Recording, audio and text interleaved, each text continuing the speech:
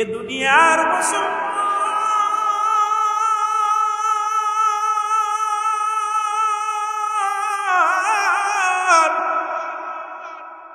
যে কথাগুলো বলি তাদের কান্না লাগায় শোনাবো।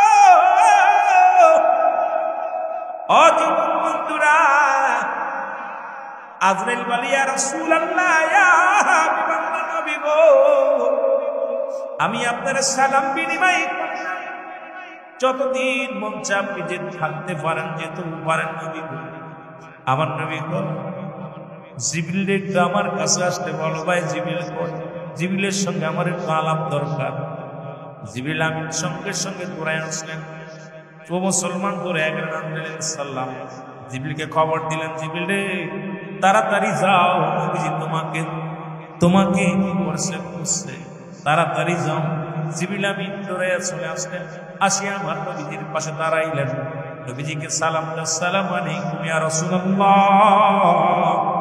আসসালামু আলাইকুম ইয়া হাবিবাল্লাহ, আসসালামু আলাইকুম ইয়া রাহমাতাল লিল আলামিন। নবী ওয়ালাইকুম আসসালাম। ভাই জিবরিল, জিবরিল রে, আমি তোমার জন্য তলব করেছি, আমার রব্বে কারীমের কাছে জানতে চাই আমার উম্মতের কি উপায় হবে। আজরাইল তো এসে গেছে আমার নেওয়ার জন্য। আজরাইল যেহেতু নিকটে খারাপ, আমি জানতে চাই তুমি আমার রব্বে কারীমের কাছে জেনে আসো আমার উম্মতের কি অবস্থা হবে। আরে আমার নবী জানতো তারপর শরীয়তে একটা আছে রে। আমার নবীজি বলে, জিবরিল রে, আমার উম্মতের আমার ও সাথের পরে আমার উম্মতের কি গতি হবে রে। ওদিক আল্লাহ বলেন, ইদ্দাতুল মুমিনিন, আল্লাহ কয় মুমিনদের জন্য, মুত্তাকিদের জন্য একটা নয়, দুটি নয়, 8-8টা জান্নাত প্রস্তুতি করে রাখছি। জোরে জোরে চিল্লায়া বলা যাবে না মারহাবা? আর একটু জোরে বলেন আল্লাহু আকবার। ও মুসলমান, কবির মনোযোগ শোনো। জিবরিল আমিন ডাকতে তোরে রব্বে কারীমের কাছে রে। জিবরিল আমিন দাঁড়ায়া দাঁড়ায়া কাঁদতে, আমার আল্লাহ ডাক দিয়ে বলে, জিবরিল রে, তুমি কেন কাঁদো? আজকে কাঁদো, তোমার চোখে পানি রে। জিবরিল আমিন ফুপায়া ফুপায়া কাঁদতে, আমার আল্লাহ ডাক দিয়ে বলে, জিবরিল রে, তুমি কেন কাঁদছো? বলে, ইয়া রাসূলুল্লাহ, আমার আল্লাহর কাছে, রাহমাতুল আলামিনের কাছে, সেখান থেকে আপনার কাছে আসে একটা বিষয় জানার জন্য। আর জিবরিল আমিন বলিয়া হাওমাও করে কাঁদে। আল্লাহ বলে, জিবরিল তুমি কাঁদো কেন? বলে, আমার আল্লাহ গো, পৃথিবীর মধ্যে আমার আর দুনিয়ার মধ্যে ওহী নিয়ে যা বন্ধ হয়ে যায়। পৃথিবীর মধ্যে আদম নবীর কাছে গেলাম 4 বার, ইব্রাহিম আলাইহিস সালামের কাছে গেলাম 42 বার, মুসা আলাইহিস সালামের কাছে গেলাম 450 বার, আর 24,000 বার গেছি আমার নবী রাহমাতুল আলামিনের কাছে। হে আমার আল্লাহ, আজ থেকে আমি কার কাছে ওহী নিয়ে যাব? আর পৃথিবীর মধ্যে আমার নবীর কত ভালোবাসা রে। ডাক দিব, রব্বে কারীম,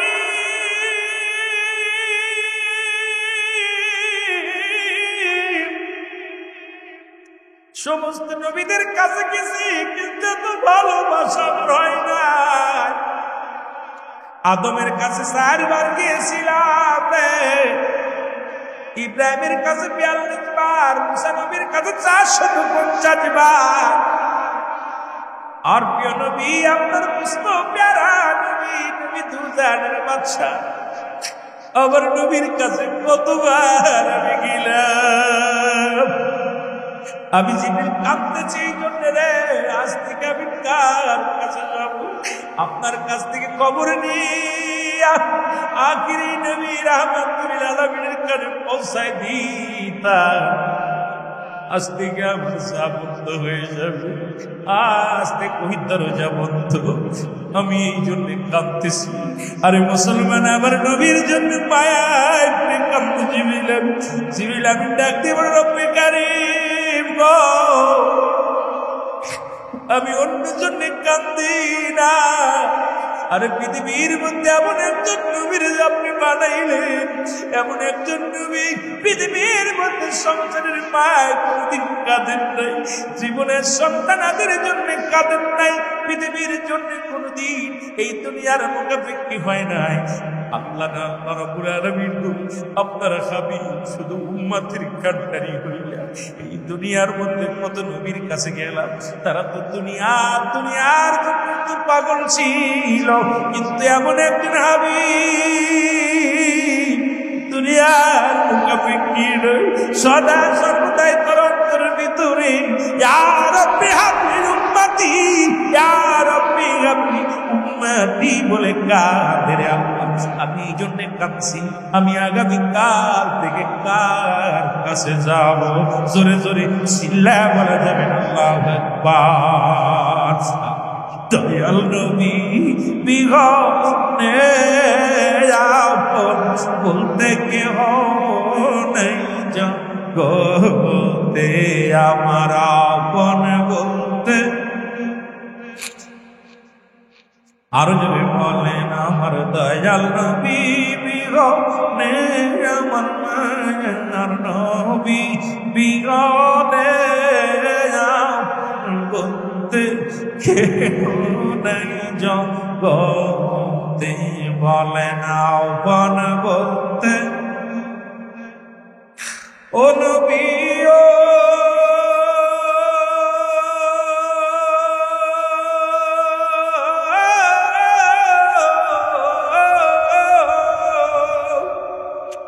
আপনি যদি না পায় মোরা বিফল জীবনে,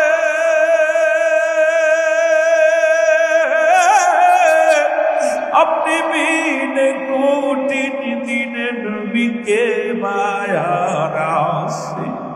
ও নবী দয়াল নবী কমলিওয়ালা আমার দয়াল নবী কমলিওয়ালা, ও দিদার সায়ে গুলাবে আপন বলতে কেউ নাই জগতে, আমার আপন বলতে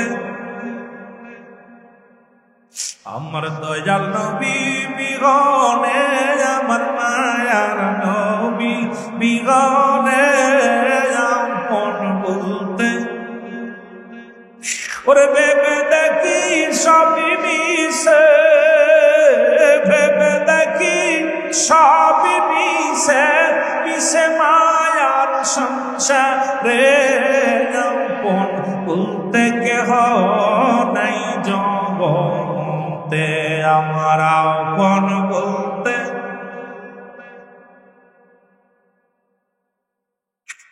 জিবরিল আমিন বলেন আল্লাহ রাব্বুল আলামিন গো,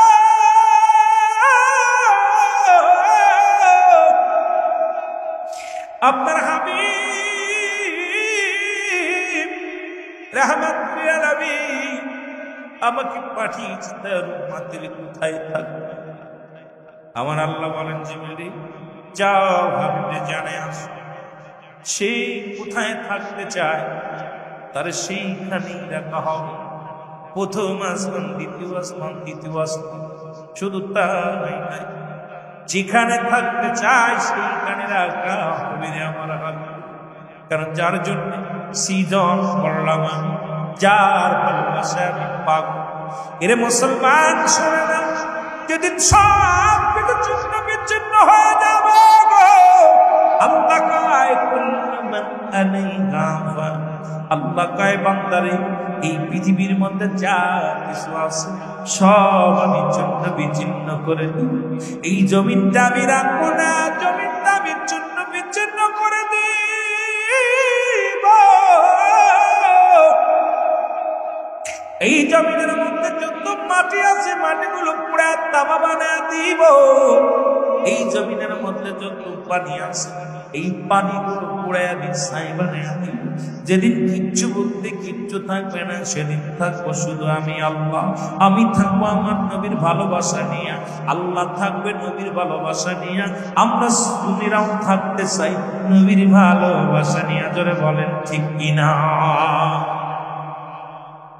মজার বিষয় হলো আল্লাহ কয় যেদিন সব কিছু শেষ করে দিব থাকবো আমি, আর আমি থাকবো আমার রাসূলুল্লাহর ভালোবাসা নিয়ে। নবীর ভালোবাসা নিয়ে থাকবে কে? আরো জোরে বলেন কে? এই জন্য সুন্নিরা কিচ্ছু চায় না, নবীর ভালোবাসা নিয়ে থাকতে চায়। জোরে বলেন ঠিক কিনা? আল্লাহ তারে ভালোবাসে, এর ভালোবাসা আমাদের দরকার আছে কিনা? আরো জোরে বলেন ঠিক কিনা? ওরে যে যাহারে ভালোবাসে তার ভালোবাসা ফুরায় না। জোরে বলেন যে যাহারে ভালোবাসে তার ভালোবাসা। আমার রাসূল যাকে ভালোবাসে, আমার রাসূল যাকে ভালোবাসে তার কবু নাই তুলনা। বলেন যে যাহারে ভালোবাসে তার ভালোবাসা ফুরায় না। জোরে বলেন যে যাহারে, একটু বলতে পারেন না জোরে, তার ভালোবাসা। ওরে না দেখলে নবী প্রেমের ছবি, না পাইলে নবী প্রেমের ছবি, ঘরে গঞ্জে বসে না। যে যাহারে ভালোবাসে তার ভালোবাসা। আমার আল্লাহ যাকে ভালোবাসে, আল্লাহ যাকে ভালোবাসে তার কবু নাই তুলনা। যে যাহারে ভালোবাসে তার ভালোবাসা। রসুলের প্রেমী কিন্তু ভালোবাসা যত করি তত মজা লাগে, যত মিলাদ করি তত মজা লাগে, নবীর যত সালাম দিই তত মজা লাগে, নবীর শান্ত পুষ্টি ততই মজা লাগে। এটা আপনি বুঝবেন না, জোরে বলেন ঠিক কিনা? এটা বুঝবেন যে যারা আমি তোর ভালোবাসিস কেন করে আমার চোখ দিয়ে খুলে দিলে বসতে কেন ভালোবাসে, কথা বলেন ঠিক কিনা? আমার নজরে ওরা ভালো লাগে, তা আমাদের সুন্নিদের নজরে আমার নবী কামলিওয়ালা। জোরে বলেন ঠিক কিনা? আমাদের নজরে কে? আমার নবী। আরো যারা বলেন আমার নবী কামলিওয়ালা নবী। এর ছাড়া আমরা কিছু বুঝি না, তাতে আমাদের পাগল বলো দুঃখ নাই, লোকে আমার পাগল বলে কিছু আসে যায় না। জোরে বলেন ঠিক কিনা? মদিনার পাগলে পাগল করেছে মদিনার কামলিওয়ালা। জোরে বলেন ঠিক কিনা? কে পাগল বললো, কে ছাগল বললো, কে কি বললো, বেদাতি বললো, কিচ্ছু যায় আসে না। জোরে বলেন ঠিক কিনা? যায় আসে না। আওয়াজ 19-এর ভিতরে হাফ মুসলমান আছে, আওয়াজ শুনে মনে হচ্ছে 12টা বেজে গেছে, আমি ছেড়ে দিব আর আগে। তবে আপনাদের কাছে অনুরোধ হলো যে আওয়াজ দিবেন, আওয়াজ দিলে মজা লাগে। একটু মহব্বতের সঙ্গে দুরূদ শরীফ পড়েন। আল্লাহুম্মা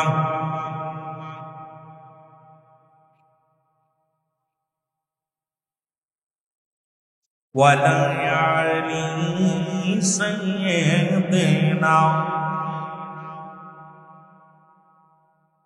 জিবরিল আমিন চলে আসলেন, মুসলমান শুনে রাখো। জিবরিল আমিন বলে, ইয়া রাসূলুল্লাহ, ইয়া হাবিবাল্লাহ, আমি আপনার কাছে ফিরে আসলাম। নবী বলে, জিবরিল কি সংবাদ নিয়ে আইলা বলো? বলে, হুজুর রব্বি কারীম বলছে আপনি উম্মতকে নিয়ে আপনি যেখানে থাকতে চান সেইখানে আপনি থাকবেন, আর উম্মতি কামলিওয়ালা। নবী গো শোনেন, রব্বে কারীম বলছে আপনি যেমন আপনার উম্মতের ভালোবাসেন, আল্লাহ রাব্বুল আলামিন তার বান্দা বান্দির ওই পরিমাণ ভালোবাসে। কারণ আপনি যাকে ভালোবাসেন, নবী গো নবী, রব্বে কারীম আমার জানাতে ছাড়ে আমার হাবিব তারে ভালোবাসে, আমি আল্লাহ তারে ভালোবাসি। আসতে করতেন রে নবীরে ভালোবাসা। আরে নবী তারে ভালোবাসা, না তারে খুশিয়ার নাই, খুশিয়ার নাই। নবী গো আল্লাহ রাব্বুল আলামিন আমারে জানাইছে আপনারে জানাই দেওয়ার জন্য, আপনি যারে ভালোবাসেন তারে আমার আল্লাহ রাব্বুল ভালোবাসে। আমার আল্লাহ বলছে আমার হাবিব যে উম্মতিরে ভালোবাসে, আমি আল্লাহ সেই বান্দা বান্দিরে ভালোবাসি। সুতরাং আমার হাবিব যার জন্য কাঁদে রে, আমি আল্লাহ তার জন্য পাগল হয়ে যায়, আমি আল্লাহ তার নাজাত করে দেব আমার হাবিবের খাতিরে। আমার হাবিব যার জন্য উন্নতি করবে রে, আমি রব্বে কারীম সঙ্গে সঙ্গে আমি তারে কবুল করে নিব, নাজাতের ফয়সালা করে দিব। সরে বলেন মারহাবা। তবে আমার হাবিব তো আর না কাঁদে রে, আমার হাবিবের খাতিরে ওই গরম মুসিবতের দিনে হাবিবের পক্ষে যারা থাকবে, আমি রব্বে কারীম তোমার জানায়া দিলাম, হাবিবকে যে বলবা, আমার নবীর যে বলবা, আমি আল্লাহ তোমার উপরে সন্তুষ্ট থাকবো। ওই হাসরের ময়দানে আমার নবীর উম্মত বলে স্বীকৃতি পাওয়ার সঙ্গে সঙ্গে আমি রব্বি কারীম নাজাতের ব্যবস্থা করে দিব। জোরে বলেন মারহাবা। আর একটু জোরে। এর মুসলমান আর নবীজি বলে, ও জিবরিল কি বলো, আমার উম্মতের জায়গা হবে কোথায় রে? বলছে আমার আল্লাহ। বলে নবী গো, আগে বলছে আপনি কোথায় থাকতে চান, সেখানে আল্লাহ মঞ্জুর করেছে। আপনি কোথায় যেতে চান? আপনার আগে চাওয়াটা আমার কাছে বলতে বলেছে, আপনি কি চান, কোথায় থাকতে চান? আমার নবীজি বলে যে আর কষ্ট করো, আমার রব্বে কারীমের কাছে জেনে আসো আমার উম্মতের জায়গা হবে কোথায়। আমি ঠিক জেনে আসো, ভালো করে জেনে আসো। জিবরিল আমিন বলে, আল্লাহ গো, আপনার নবী যে আবার আমারে পাঠাইলো তার জন্য একটু জানার জন্য পাঠাইলো। বলে কি? বলে আমার উম্মতের কোথায় জায়গা হবে আগে জানতে চেয়েছে, তারপরে নবী ঘুমাইবে। নবীজি ঘুমার জায়গাটা আগে বলে না, তার উম্মতের কোথায় জায়গা হবে। আবার আল্লাহ বলে, যাও আমার হাবিবে জানায় আসো, এই দুনিয়ার বুকে এই মাটির মধ্যেই তাদের জায়গা হবে। আমার নবীর কাছে এসে জানানো হলো। জিবরিল আমিন বলে, নবী গো, মায়ের নবী। জিবরিল আমিন বলে, নবী গো, আপনার উম্মতের জায়গা হবে মাটির মধ্যে গো। আমার নবী কয়, যাও জানায় আসো গো, আমি রাসূল আসমানে যেতে চাই না, আমি নবী কোথাও যেতে চাই না, আমি নবী আমার উম্মতের বুকে নিয়ে ঘুম পাড়তে চাই। জোরে বলেন মারহাবা।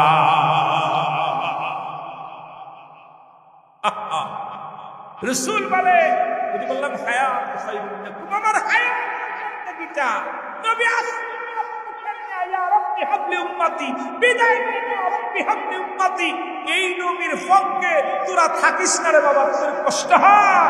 এদের কষ্ট আমার একটাই কষ্ট, যে সারা পৃথিবীর সব নবীগণ 1,75,2,26,000, যদিও কোরআন শরীফে 26 জন কথা আসছে, লোকমান হাকিমের কথা ধরে 25 জন, এরাকে ধরে 26 জন, কিন্তু সমস্ত নবীর জবানে ছিল আমার নবী রাহমাতাল লিল আলামিনের ওয়াজ। ঠিক কি না? আপনাদের মুখে 71টা ওয়াজ, ঘটনাটা কি দেবেন? সব নবী ওয়াজ করে আমার নবী, আর আমার নবীর উম্মতেরা ওয়াজ করেন কোন নবী? কথা কয় না। এ কোন কথা? এটা বোঝা যায় মার চাইতে মাসির প্রতি মায়া বেশি। এ কেমন? বড় কষ্ট লাগে, কপাল ফুরার। আদম নবী ওয়াজ করে আমার, কার কোন নবী? আরে আদম আলাইহিস সালাম পর্যন্ত আমার নবীর ওয়াজ করে। ঈসা আলাইহিস সালাম একদিন বলছে, আব্বা, খুব জমে, আব্বা কি খালি আখিরি নবী, আখিরি নবী, আখিরি নবী, আপনার কোনো ওয়াজ নেই, আপনি তো নবী। আদম কয়, বাবা রে, ওই নবীর ফজিলত যদি জানতি তাহলে আর আমার কাছে এই প্রশ্ন করতে চাতি না। কারণ ওই নবীর উম্মতে হাকিকত যদি জানতি, ওই নবীর উম্মতের যে দাম, ওই দাম যদি জানতি, নবী না হয়ে ওই নবীর উম্মত দিছে। সুবহানাল্লাহ বলেন। আর আমাদের কপাল পুরা উম্মতিরা এসে কি কপাল পুরা, সব বাস করে বাংলাদেশে, পাকিস্তানি টান। কতক্ষণ ঠিক কিনে বাস করে, কোনে বাস করে বাংলাদেশে, পাকিস্তান টান। এদেরকে নিয়ে আবার যন্ত্রণার মধ্যে আসে। যে নবীর উম্মত, আখিরি নবীর উম্মত, শুধু আমরা বেঈমানি করতে পারি, আর সমস্ত নবী আকরামগণ, সাহাবীগণ, শুধু তাদের সাহাবীগণ, ফেরেশতাগণ, আসমান জমিনের লোক, আপনার এই পৃথিবীর মধ্যে, আসমান জমিনের মধ্যে যত মাখলুকাত আছে, সব নবীর মুখে আখিরি নবী, আখিরি নবী, আখিরি নবী মুহাম্মদুর রাসূলুল্লাহ সাল্লাল্লাহু আলাইহি ওয়াসাল্লাম বলেন মারহাবা। আর একটু বলেন। আর বুকা সুকেরা আমার নবীর বাদ দিয়ে আর বাফের বাদ দিয়া চাকরি ব্যস্ত। আমাদের যুগে আর বর্তমান বিয়ে হয়ে গেছে, বিয়ে করলে শ্বশুর শাশুড়ি যদি পাগল, মা বাপ না খেয়ে মরে। কথা কন ঠিক কিনা? ওরা এলেম অর্জন করছে, এখন খালি অন্য নবীর নিয়ে বেঁচে আছে। এই জন্য বললাম যে যদিও কথা বলার পিছনে একটা কারণ হলো যে এই যারা ওই যে বিয়ে করে শাশুড়ি শ্বশুর ভালোবাসতে বারণ করতেছে না, করেন, অন্য নবীদেরও আমরা সম্মান করি, অন্য নবীদেরকে সাহাবীদেরকে সম্মান করি, ঠিক আছে? আমরা অন্য নবীদেরকে অসম্মান করি? এক কথা বলেন না কেন? অসম্মান করি, সম্মান করি, কিন্তু আমার নবীর উপরে, আমার বাবার উপরে অন্য কেউ, আমার বাবা মামার মাথার তাস, এরে কোথায় রাখবো আমার ব্যক্তিগত ব্যাপার, আমার বাবারে মাথায় রাখবো, কলিজার মধ্যে রাখবো, ভালোবেসে শেষ হবে না। তদ্রুপ এই যুগের মধ্যে এমন নবী যিনি আমার আপনার পারের কান্ডারি, এই নবীর ভালোবাসতে বাসতে এমন লোকে ভালোবাসবো যে আমার বাবার আমার জানের চাইতে, মানের চাইতে, জীবনের চাইতে অধিক পরিমাণ ভালোবাসবো, বলে ঠিক কিনা? আর সেই নবীদের বাদ দিয়া ওরা লেখাপড়া শিখা, যেমন আমাদের দেশে কিছু যুবক আছে বিয়ে করার পর বাপ মা পর হয়ে যায়, শ্বশুরি আপন হয়ে যায়। আমার দেশে কিছু আলেম বাইর হয়েছে, ওরা লেখাপড়া করে মুক্তি মুয়াদ্দেস হওয়ার পর আমার নবীর গান বাদ দিয়ে অন্য নবীর গান গিয়ে শুরু করছে, বলে ঠিক কিনা? ওদের মতো অবস্থা, কথা বোঝেন নাই? ওদের অবস্থা এখন ওদের অবস্থা রাখছে। আমরা বারণ করতেছি না, অন্য নবীর গান গান, আদম নবীর ওয়াজ করেন, ঈসা নবীর ওয়াজ করেন, মুসা নবীর ওয়াজ করেন, দাউদ নবীর ওয়াজ করেন, যত নবী আছে সব নবীর ওয়াজ করেন, আমরা বারণ করি না।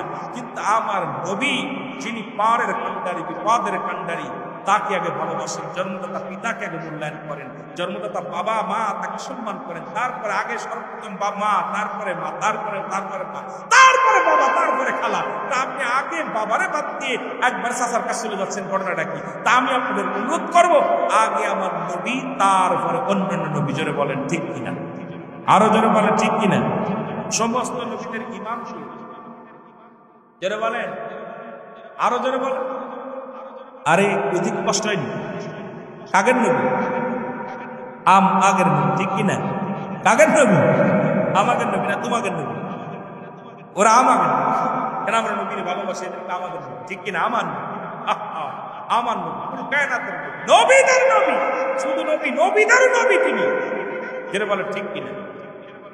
নবীদেরও, ফেরেশতার নবী, জমিনের নবী, আজিনের নবী, সমস্ত মাখলুকাতের নবী হলো রাহমাতুল লিল, আরো যেরকম রাহমাতুল লিল আলামিন। যারে না বানাইতে কিছু বানাইতে, সেই নবীর বিরোধিতা করেন, তখনই কষ্ট হয়, তখনই কষ্ট লাগে মনের ভিতরে। আমরা বিরোধিতা করতেছি না, আমরা অন্য নবীর গান গাই, কিন্তু ভাই আমার নবীরে বাদ দিয়ে নাই। জোরে বলেন ঠিক কিনা? আরো জোরে বলেন।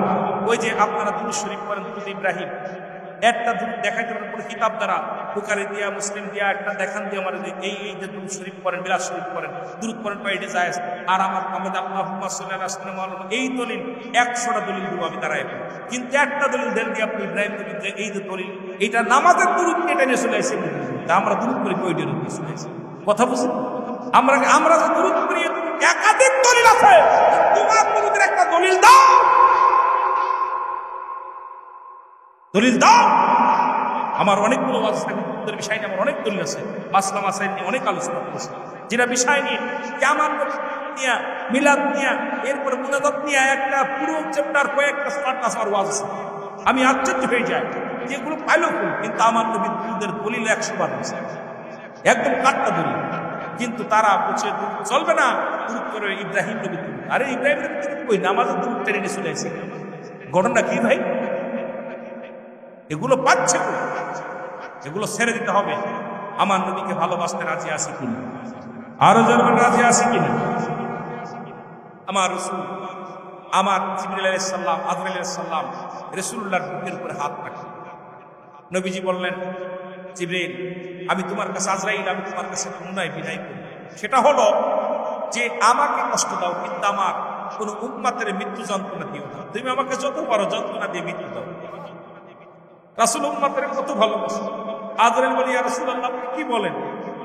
আপনি কি বলেন? এই পৃথিবীর মধ্যে আমার কি সাধ্য আছে আপনাকে কষ্ট দেওয়া? আমার কি সাধ্য আছে আপনার জানটা আমি জোর করে কষ্ট দিয়ে সিনাই নেওয়া? আমার নবী কয়েন, জিবরিল, না, তুমি শোনো, কারণ আপনার মুফতি আমজাদ আলী সাহেব একটা কিতাব লেখলেন, কিতাবের নাম বাহারে শরিয়াত। এই কিতাবের মধ্যে লিখতে যা বললেন, মানুষের যখন মৃত্যুবরণ করে 70টা তাজা উটের গায়ের চামড়া জবাই না করে উল্টোদিকে টান দিয়ে লবণ আর মরিচ লাগাই দিলে যতটুকু যন্ত্রণা হয়, এর চাইতে 70 গুণ যন্ত্রণা হলো মৃত্যু যন্ত্রণা, কঠিন যন্ত্রণা। কিন্তু এত যন্ত্রণা দিয়ে মৃত্যুবরণ, যারা আপনার জিভে বেড়ে যায়, যারা পায়খানা করে দেয়, যারা প্রস্রাব করে দেয়, যাদের চোখগুলো বড় বড় হয়ে যায়, তাদের মৃত্যুটা কত কঠিন হয়। আমার বাজানেরা, রাসূল বলতেছেন, আজরাইল, তুমি আমার যত বড় কষ্ট দাও, কিন্তু আমার উম্মতের কষ্ট দিও না, মৃত্যু যন্ত্রণা সহ্য করতে। আমার নবীজির কান্নার আওয়াজ হয়ে গেল, বাইরে হয়ে গেল। রাসূলুল্লাহ ইন্তেকাল করলেন। আমার যুবক বন্ধুরা, মা আম্মা জান আয়েশা সিদ্দিকা রাদিয়াল্লাহু তাআলা আনহা, আম্মা জান ফাতেমা জাহরা ঘরের ভিতরে হাওমা করে কাঁদতে লাগলো। সাহাবীরা কান্না শুরু করে দিল। আসমান নবী মুহাম্মদ সাল্লাল্লাহু আলাইহি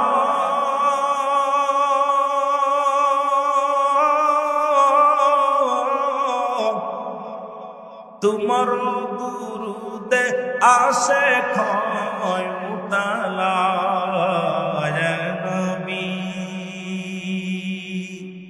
আপনাদের শায়ের বসে শায়েরদের মতো আমি শায়েরগুলো গাইতে পারি না, তবুও চেষ্টা করি। বলেন নবী মুহাম্মদ তোমার দুরুদে আসে ক্ষয় মুতালা, বলেন আপনার দুরুদে আসে ক্ষয়। ওগো আপনার দুরুদ পড়ে আমার আল্লাহ তাআলা,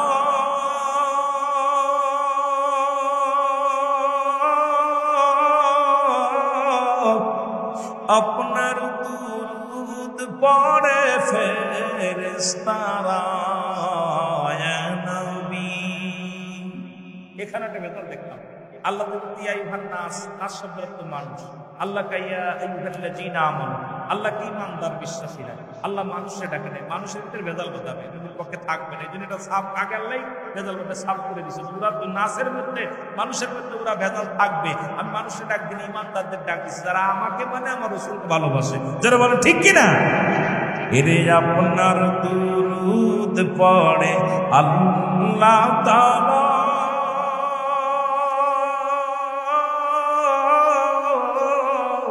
আপনার দুরুদ পড়ে ফেরেশতারা নবী। বলেন নবী মুহাম্মদ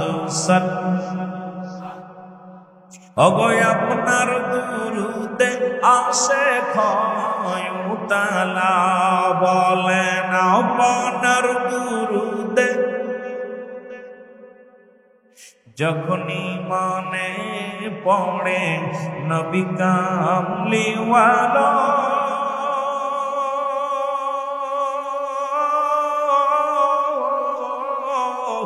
দুরুদ বানায়া সে গলার মালা এ নবী।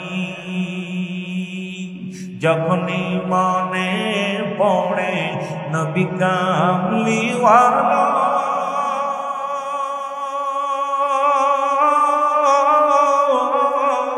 দুরুদ বানায়া সে গলার মালা এ নবী।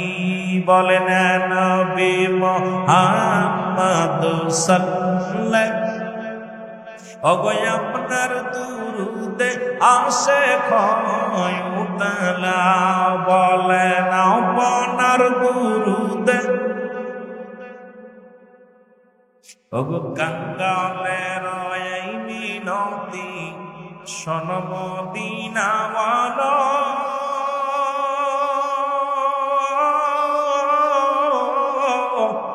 ওগো সুন্নি ভাইদের এই মিনতি শোনেন কামলিওয়ালা। আমরা আর কিছু চাই না, চাই কদমতলায় নবী। নবী কয় ওফাতি খায়রুন লাকুম, এ মুসলমান নবী ডাকতে উম্মতিরা রে, এই দুনিয়া থেকে বিদায় নিলাম আমি নবী উম্মতের জন্য, কোনের জন্য দুনিয়া গমন করেছে নবী উম্মতের জন্য, আবার দুনিয়া থেকে বিদায় হয়ে গেলেন নবী রাহমাতুল লিল আলামিন উম্মতের জন্য। জোরে জোরে চিল্লায় বলা যাবে না মারহাবা। এ বন্ধু তেলের কান্ডা লাগা রাসূল বললেন সালাম আর উনি নামাজ পড়ে মনে আসেনি নামাজ শুরু করেছিলাম, অনেকের মনে থাকবে হুজুর ওয়াজটা করলেন, আবার আমি সময় ফেলে আসবো। রাসূল সাল্লাল্লাহু আলাইহি সাল্লাম বললেন বেগানা নারী চেহারা দেখা হারাম, মনে আছে? ধরে বলেন আসেনি? এইবার সরকারতে সালাবা রাসূলুল্লাহর পিছনে সালাত আদায় করে বাড়ির দিকে রওনা দিচ্ছে। হঠাৎ এক বাড়ির মধ্যে যাইতেছে, দেখে একটা নারী একটা মেয়ে গোসলখানায় গোসল করে, আর এত জোরে বাতাস আসছে, বাতাসে পর্দা সরে গেছে। মেয়েটার গোসল করা অবস্থায় সালাবা রাদিয়াল্লাহু তাআলা দেখে ফেলছে। এরে মুসলমান, সঙ্গে সঙ্গে সালাবা চোখের পানি ছেড়ে ডাক দেব, রব্বে কারীম,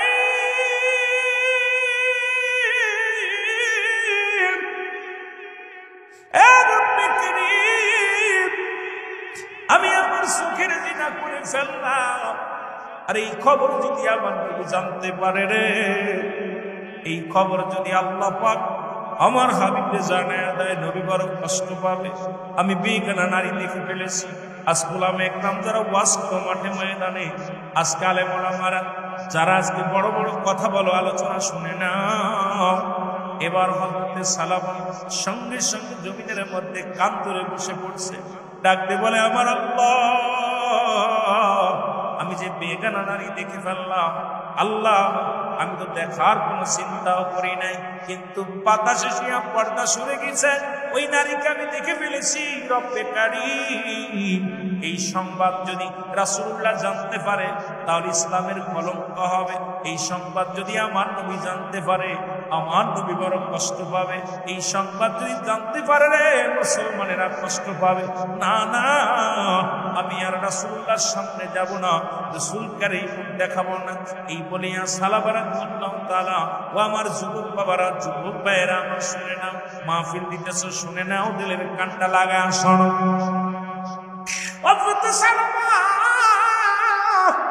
উনি জঙ্গলে চলে গেলেন, পাহাড়ে চলে গেলেন। রাসূলুল্লাহ নামাজ আদায় করে একদিন নয়, দুদিন নয়, কটা দিন পার হয়ে গেল। জিবরিল আমিন সেটা আমার নবীকে ডাকতে বলা, হাবিব আপনি সাহাবীদেরকে নিয়ে সালাত আদায় করেন, অথচ আপনার প্রিয় সাহাবী সালামা একটু নজর দিন, ওর দিকে নজর দেন, সালাবার দিকে নজর দেন। রাসূল দিন আসরের নামাজ পড়িয়া আদায় করিয়া সাহাবীদের ডাকতে বলে, সাহাবীরা রে, আমার সালাবা কোথায়? সালাবার তো দেখি না, কয়টা দিন সালাবারে দেখি না। আর সাহাবীরা বলে, নবী গো, আপনার যুবক সাহাবী হয়তো দুনিয়ার কোন কাজে ব্যস্ত আছে, নয়তো কোথাও আত্মবাড়ি বেড়াইতে গেছে, না হয় কোথাও চলে গেছে। আমার নবী কয় না, তোমরা খবর নেও, সালাবার খবর নাও। সাহাবীরা চলে গেলেন সালাবার খবর নেওয়ার জন্য।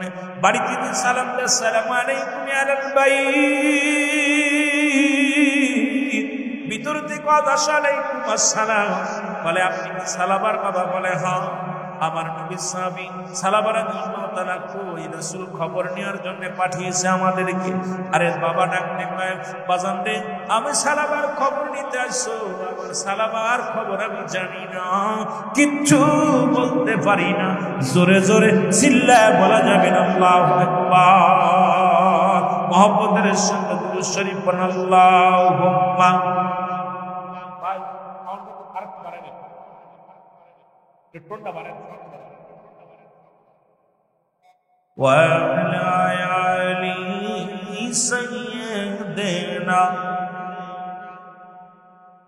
ও তোমরা শোনো গো মন দিয়া, মদিনাতে কাদের নবী উম্মতের লাগিয়া, বলো মদিনাতে কাদের নবী। আরো জোরে বলেন, তোমরা শোনো গো মন দিয়া, তোমরা শোনো গো মন। এর মদিনাতে কাদের নবী উম্মতের লাগিয়া, বলো মদিনাতে। আইরে দুরূদ সালাম পাঠাও তোমরা পাগল হইয়া, হায় হায় দুরূদ সালাম পাঠাও তোমরা। আরো জোরে বলেন, দুরূদ সালাম পাঠাও তোমরা পাগল হইয়া। হইয়া তোমরা শোনো গো মন দিয়া তোমরা এর মদিনাতে কাঁদেন নবী উম্মতের লাগিয়া বলো মদিনাতে কাঁদেন নবী কত সাহাবীরা জান্নাত পেল নবীর পাগল হইয়া কত সাহাবীরা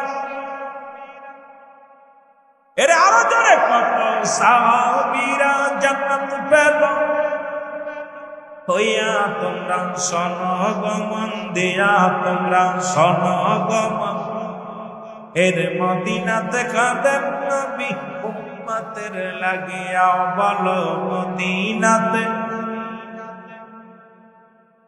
ওরে হামসি বেল্লাল নবী পেল কান্দিয়া কান্দিয়া হায় হায় হামসি বেল্লাল নবী পেল দিয়া তোমরা শোনো গো মন দিয়া তোমরা শোনো গো মন এর মদিনাতে কাঁদেন নবী উম্মতের লাগিয়া যুবক ভাইরা জোরে জোরে বলেন মদিনাতে কাঁদেন নবী আর দুরূদ সালাম পাঠাও তোমরা পাগল হইয়া হায় হায় দুরূদ সালাম পাঠাও তোমরা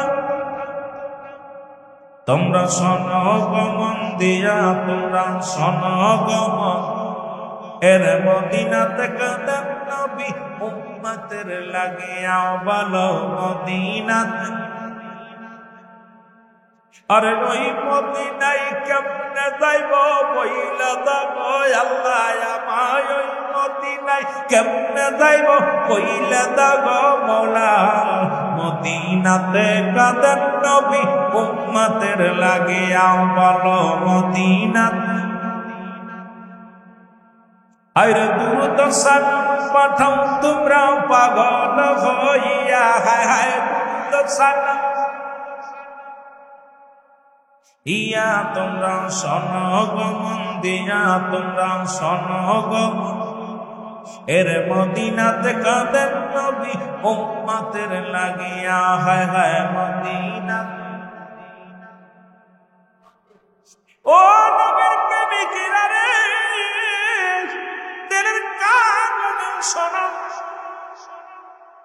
রাসূল পাক সাল্লাল্লাহু আলাইহি ওয়াসাল্লামের কাছে খবর আসলো নবী গো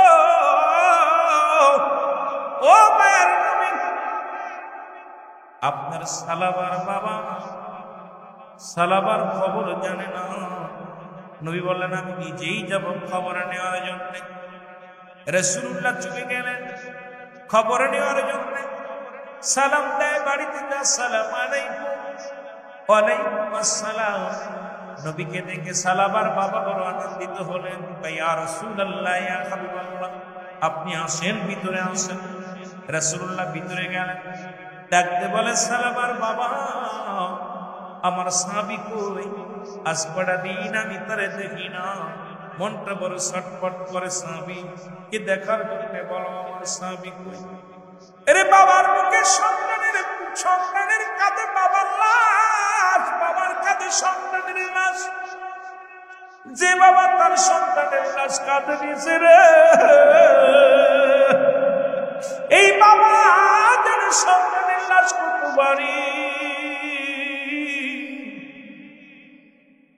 সালামার বাবা সুদিয়া টপ টপ করে পানি ছেড়ে দিচ্ছে চোখের পানি ছেড়ে কান্দার বলে ইয়া রাসূলুল্লাহ ইয়া হাবিবাল্লাহ আমি বলতে পারি না আমার সালামা কোথায় বলতে পারি রাসূল সঙ্গে সঙ্গে তাকাই ঘরের ভিতরে মাটি কোড়া নতুন মাটি কোড়া আমার নবীজি ডাকতে বলেন ও সালামার বাবা এই ঘরের মধ্যে কেন নতুন মাটি কোড়া আর কবরের মতো দেখা যায় বলে ইয়া রাসূলুল্লাহ ইয়া হাবিবাল্লাহ আমি আপনার কাছে আর লুকাবো না জিত আপনি আমার সালামারে এত ভালোবাসেন আমার সালামা আপনাকে অনেক ভালোবাসতেন ইয়া রাসূলুল্লাহ ইয়া হাবিবাল্লাহ এই যে ঘরের মধ্যে যে কবরখানা নতুন করা দেখছেন এটাই আমার সালাবার কবর এই জায়গা শুয়ে আছে আপনার প্রেমিক সাহাবী জোরে জোরে চিল্লায় বলা যাবে না মারহাবা রাসূল বললেন কি হয়েছিল বলো আমার সাহাবী মারা গেছে কিছু বলনি কারণ হুজুর আমি কেন উত্তর দিতে পারবো না? আমার কাছে একখানা পত্র আছে, আমার সন্তান করে যাওয়ার আগে একখানা চিঠি লিখে দিয়ে গেছে। এই চিঠিখানা একমাত্র সাক্ষী প্রমাণ। রসুলের কাছে চিঠিখানা আনা হলো। চিঠির মধ্যে লেখা দিছে, আমার আব্বা জান, আপনি আমার আব্বা, আপনার হক পৃথিবীর মধ্যে 14টা হক, জীবিত থাকতে 7টা, ইন্তেকালের পরে 7টা হক। এই 14টা হকের একটা হক আমি আদায় করতে পারলাম না গো আমার আব্বা জান। আমার আব্বা জান, আমি মারা যাব জানি না, গভীর রাত্রে না জানি রাত্রে মারা যেতে পারি। যদি মারা যান, আমার লাশখানা পৃথিবীর কোনো মানুষ দিয়ে ধোয়াবেন না, আমার লাশখানা নিজেই গোসল করাবেন। আমার কোনো আল্লাহ মুসল্লি ডাকিয়া জানাজা পড়াবেন না, আমার নামাজ আপনি পড়বেন, আমার কবর খনন আপনি করবেন। পৃথিবীর কোনো মানুষ যেন জানতে না পারে, আমার জন্য লাশটা যেন কোনো গোরস্থানে দেওয়া না হয়, আমার লাশটা যেন ঘরের মধ্যে রেখে দেওয়া হয়। পৃথিবীর কোনো মানুষ যেন জানতে না পারে সালাবার মারা গেছে, সালাবার ইয়া রাসূলুল্লাহ, ইয়া হাবিবাল্লাহ। এই চিঠিখানা কেন লেখছে, কি জন্য লেখছে আমি জানি না। এই চিঠিখানা দেওয়ার পর আমার সন্তান কত রাত্রে মারা গেছে, আমি গভীর রাত্রে সন্তানের গোসল করাইছি, আমার সন্তানের আমি কাফন দাফন করাইছি, জানাজা পড়িয়া। ইয়া রাসূলুল্লাহ, ইয়া হাবিবাল্লাহ, আমার সন্তান যেটা দাবি করেছিল, আমি কোনো গোরস্থানে জানাজা দেই নাই, দাফন করি নাই, আমি ঘরের মধ্যে আমার সন্তানকে রেখে দিছি। জোরে জোরে চিল্লায়া বলা যাবে না আল্লাহু আকবার। আল্লাহ নবী চোখের পানি বলেছেন, কান্দে রে সালাবা রে,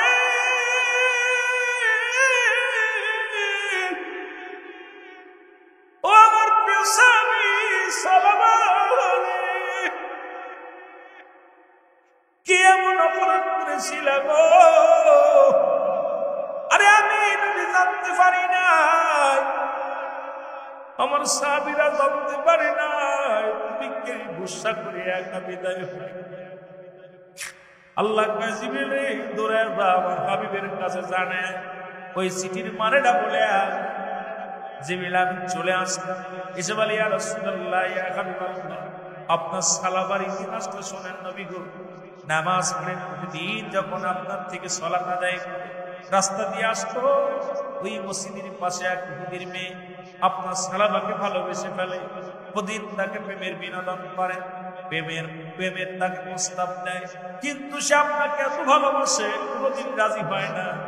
ইয়া রাসূলুল্লাহ, ইয়া হাবিবাল্লাহ, ইসলামটাকে এত ভালোবাসে, কোনোদিন মেয়ের প্রস্তাবে রাজি হয় না। ইয়া রাসূলুল্লাহ, কিছুদিন আগে যখন আপনি নামাজ শেষ করি সালাত আদায় করিয়া সাহাবীদের কিনে আলোচনা করতেছিলেন, একটু দেরি হয়ে গেল। সব সাহাবী যখন বাড়ি ফিরতেছিল, আপনার সালাবাও বাড়ি ফিরতেছিল, হঠাৎ এই মেয়েটা সালাবাকে ধরে বাড়ি নিয়ে যায়। বাড়ি নিয়ে যাইয়া সর্বপ্রথম প্রেমের অফার দেয়, কিন্তু রাজি হয় নাই, বিয়ের প্রস্তাব দেয়, রাজি হয় নাই। ইয়া রাসূলুল্লাহ, ইয়া হাবিবাল্লাহ, ওই মেয়েটা তার গায়ের কাপড় ফেলে ফেলে, এতেও আল্লাহ সালাবা রাজি হয় নাই। এরপরে পণ্যের কাপড়টা খুলিয়া যখন উলঙ্গ হয়ে যায়, তখন সালাবা একটা চিৎকার মেরে বলি, ইয়া রাসূলুল্লাহ,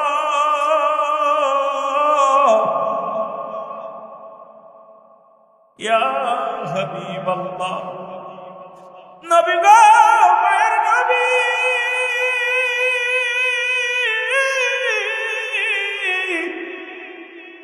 সালাবা একটা চিৎকার মারিয়া জমিনের মধ্যে বেহুশ হয়ে পড়ে যায়। এরপরে সারা রাত ওখানে থাকে। সকালবেলা মেয়েটা ওই সালাবার হাত ধরে টানতে টানতে যে রাস্তার মধ্যে ফেলে। ইয়া রাসূলুল্লাহ, ইয়া হাবিবাল্লাহ, মেয়েটা মনে করছে মারা গেছে সালাবা। এমন তার স্বামী জীবন দেয়া গেছে, ইজ্জত দেয় না। ও আমার যুবক বাবারা শুনে নেয়, আজকে আলোচনাটা নবীর সাহাবীর থেকে আমাদের শিক্ষা নেওয়ার দরকার। যুবক বাজানেরা, এবার ইয়া রাসূলুল্লাহ, ইয়া হাবিবাল্লাহ, এরপরে ফজরের নামাজ আদায় করে যখন সালাবার বাবা যাইতেছিল, দেখে সন্তান পড়ে আছে জমিনের মধ্যে। অন্য মানুষের সহযোগিতা নিয়ে বাড়ি গেলেন। বাড়ি যা পারে, ইয়া রাসূলুল্লাহ, ইয়া হাবিবাল্লাহ, নবী গো, ইয়া রাসূলুল্লাহ, হুসাইন। এরপরে চিন্তা করেছে সালাবা যে তাকে হয়তো মেয়ের ঘর থেকে উদ্ধার করা হয়েছে, মানুষ যখন জানতে পারবে নবীর সাহাবী তো বেগানা পুরুষের ঘর, মহিলার ঘরে গেছে, বেগানা ঘর থেকে বাইর করেছে, ইয়া রাসূলুল্লাহ কলঙ্ক হবে, ইসলামের কলঙ্ক হবে। আর আজকে মৌলবীরা দাড়ি মাথায় নিয়ে অন্য মেয়েদের সঙ্গে রমজান করো, পরের বউ ভেঙে নিয়ে চলে যাও। মুসলমান বাবারা বড় কষ্ট লাগে, ইমামতি করতে যায় মুসলমান মুসল্লির বউ ভেঙে নিয়ে যাচ্ছ, আর বড় বড় ফতোয়া দাও ঈদে মিলাদুন নবীর বিরোধিতা করে। নবীর সাহাবীদের আদর্শ তোমাদের মধ্যে নাই, নবীর আদর্শ তোমাদের মধ্যে নাই। আর এই দুনিয়ার মধ্যে রাসূলের পাগলদের তোমরা নিরে কথা বলো, জোরে জোরে চিল্লায় বলেন ঠিক কিনা? ইয়া রাসূলুল্লাহ, ইয়া হাবিবাল্লাহ। ওই সালামা এই জন্য সে বলছে তাকে যেন গোরস্থানে কাফন দাফন না দেওয়া হয়। মানুষ বলবো যে সেই নবীর সাহাবী ওই যে ওই বেগানা নারীর ঘরে যায় ধরা পড়ে মারা গেছে। ইয়া রাসূলুল্লাহ, নবীর দুর্নাম হবে, ইসলামের কলঙ্ক হবে। আইরে মুসলমান সুন্নি জনতা কেমন ইসলামকে ভয় পায়, কেমন নবীর আদর্শ তাদের অন্তরের ভিতরে, একটু আস্থা শুনে নাও বাতিলপন্থীরা। আর তোমরা তো প্রতিনিয়তই দেখা যায় এরপরে উৎসর ঘরে উঠছ, এই জায়গা ধরা পড়ছো, জায়গা ধরা পড়ছো। আর বলৎকারের কথা তো বলবো না, গত 3 মাসে 905 জন বলৎকার ধরা পড়ছে, এর মধ্যে একজনও কোনো সুন্নি জনতা নাই। জোরে জোরে চিল্লা বলা যাবে না আল্লাহু আকবার। আমি নয়, যারা মিডিয়া চালায় তাদের থেকে খোঁজ নাও। সুন্নিদের বিষয়ে কথা বলতে গেলে হিসাব করে বলো। আর আমরা নারী পুরুষ নিয়ে নাচানাচি করি।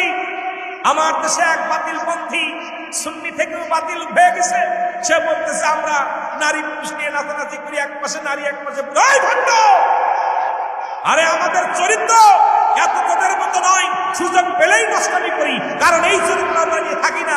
যারা ওলি আল্লাহদের মজলিসে থাকে, যারা নবীর প্রেমে পাগল, এরা দুনিয়া দেখার সময় নাই, এরা নবীর ইশকে দিওয়ানা। জোরে বলেন ঠিক কিনা? আর জোরে বলেন ঠিক কিনা? কষ্ট হচ্ছে? এই রে ভণ্ড কয় কি?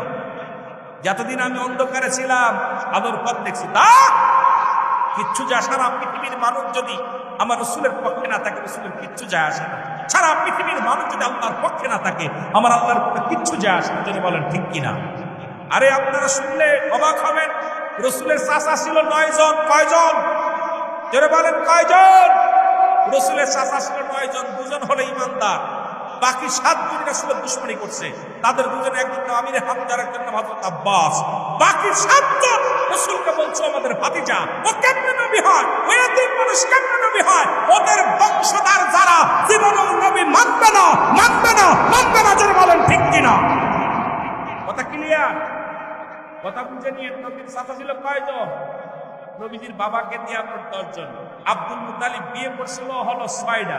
আপন দাদি হলো নবীজির দাদির নাম ফাতিমা, আপন দাদি। এরপর রাসূলের 7 জন ছিল বিরোধিতা করছে, তারা নবীকে মানতে পারে নাই। আর এদের বংশ কিয়ামত পর্যন্ত যত থাকবে জাতি যারা আছে, ওরা যদিও সামরিক কিছু সুন্নি হবে, পরে ওরা ওয়াহাবি হবে। যারা বলে ঠিক কিনা? হয়তো আমার আমিরুল আমিন সিদ্দিকের কণ্ঠে ভাবেই চলবে, যদিও কষ্ট হচ্ছে কথা বলতে, একটু দরকার ছিল একটা দিন বিশ্রাম নেওয়া, তারপর আলোচনার ময়দানে আসা।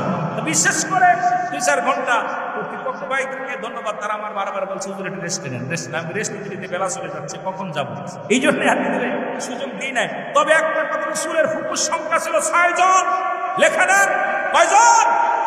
6 জন। এদের মধ্যে 2 জন ইমানদার, একজন নাম হযরত সুফিয়া, আরেকজন নাম হযরত উম্মুল, বাকি 4 জনই দুশমনের রাসূল। এই 4 আর 7 11 জন। কয়জন? কয়জন? আর রাসূলের পক্ষে ছিল মাত্র 4 জন। কয়জন? জোরে বলেন কয়জন? বাতিলরা হন, সারা পৃথিবী যদি বাতিলপন্থী হয়ে যাও, কিছু যা আসে না। আমার রাসূলের একজন সৈনিক যথেষ্ট। জোরে বলেন ঠিক কিনা? আর জোরে বলেন ঠিক কিনা? সুতরাং রাসূলের জামানায় এটা প্রমাণ করে দিয়েছে নবীজি 7 জন রাসূলুল্লাহর বিরোধিতা ছিল। 7 জন, 1 জন 2 জন নয়। নবীর পক্ষে ছিল মাত্র 2 জন পুরুষ, আর 6 জন মহিলা, 4 জন ছিল দুশমনের রাসূল। তারা নবীকে মানতেই পারে নাই। 2 জন ছিল রাসূলুল্লাহর পক্ষে, এই 2 আর 2 4 জন ছিল রাসূলুল্লাহর পক্ষে। এই জন্য আমরা সুন্নিরা আমরা দলে ভারী করতে চাই না। তোমরা দলে ভারী করো, দলে ভারী দরকার নেই। আমরা নবীর প্রেম ইশকে দেওয়ানা হয়েছি। জোরে বলেন ঠিক কিনা? আরো জোরে বলেন ঠিক কিনা? দলের দরকার নাই। জোরে বলেন ঠিক কিনা?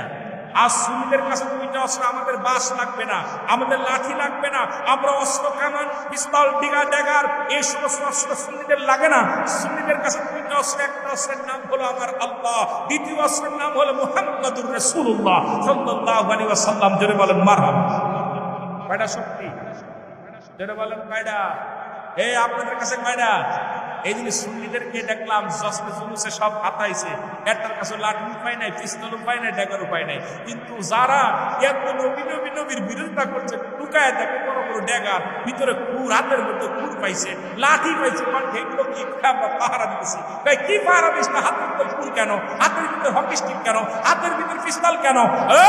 একটা সুন্নির হাতে পিস্তল লাগে না। আমাদের দুইটা শক্তি, একটা শক্তি আমার আল্লাহ, দ্বিতীয় শক্তি মুহাম্মাদুর রাসূলুল্লাহ সাল্লাল্লাহু আলাইহি ওয়াসাল্লাম। জোরে বলেন মারহাবা।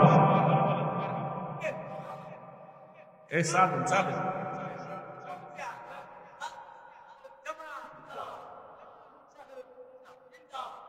কষ্ট পাচ্ছেন? কষ্ট পাচ্ছেন?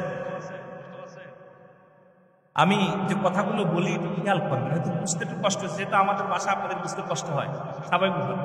তবে আমি বইয়ের ভাষা বলার জন্য চেষ্টা করতেছি, যদিও একটা মুসাফা খেয়ে যাচ্ছে, কারণ কিছু কিছু মুসাফা খাচ্ছে বুঝতেছি, তারপরও চেষ্টা করতেছি আপনাদের যে বোঝানোর জন্য। আমি যে কথাগুলো বলি খুব খেয়াল করবেন, রুল আমিন সিদ্দিকী সাহেব কি বলে গেল। কারণ আমরা কোনো পৃথিবীর কোনো ক্ষেপণ অস্ত্র বোমাবাজি এগুলো পছন্দ করি না। আমাদের দুইটা শক্তি আমাদের কাছে থাকে।